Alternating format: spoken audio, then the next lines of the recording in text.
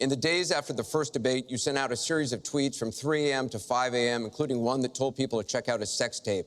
Is that the discipline of a good leader? No, it wasn't check out a sex tape. It was just take a look at the person that she built up to be this wonderful Girl Scout, who was no Girl Scout. By the way, just so you understand, when she said 3 o'clock in the morning, take a look at Benghazi. She said, who's going to answer the call at 3 o'clock in the morning? Guess what? She didn't answer because when Ambassador Stevens... The question is that the discipline of a good leader? 600 times. Well, she said she was awake at 3 o'clock in the morning. And she also sent a tweet out at 3 o'clock in the morning, but I won't even mention that. But she said she'll be awake. Who's the famous thing? We're going to answer our call at 3 o'clock in the morning. Guess what happened? Ambassador Stevens sent 600 requests for help. And the only one she talked to was Sidney Blumenthal, who's her friend, and not a good guy, by the way. So, you know, she shouldn't be talking about that. Now, tweeting happens to be a modern-day form of communication. I mean, you can like it or not like it. I have, between Facebook and Twitter, I have almost 25 million people.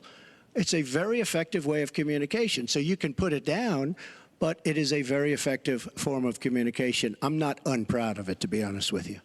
Secretary Clinton, does Mr. Trump have the discipline to be a good leader? No. I'm shocked to hear that. Well, it's not only my opinion, it's the opinion of many others, national security experts, Republicans, former Republican members of Congress. But it's in part because those of us who have had the great privilege of seeing this job up close and know how difficult it is, and it's not just because I watched my husband take a $300 billion deficit and turn it into a $200 billion surplus, and 23 million new jobs were created, and incomes went up for everybody. Everybody. African-American incomes went up 33%. And it's not just because I worked with George W. Bush after 9/11, and I was very proud that when I told him what the city needed, what we needed to recover, he said, "You've got it," and he never wavered. He stuck with me. And I have worked, and I admire President Obama. He inherited the worst financial crisis since the Great Depression. That was a terrible time for our country. We have to move along. 9 million people lost their jobs, 5 million homes were lost, and $13 trillion in family wealth was wiped out.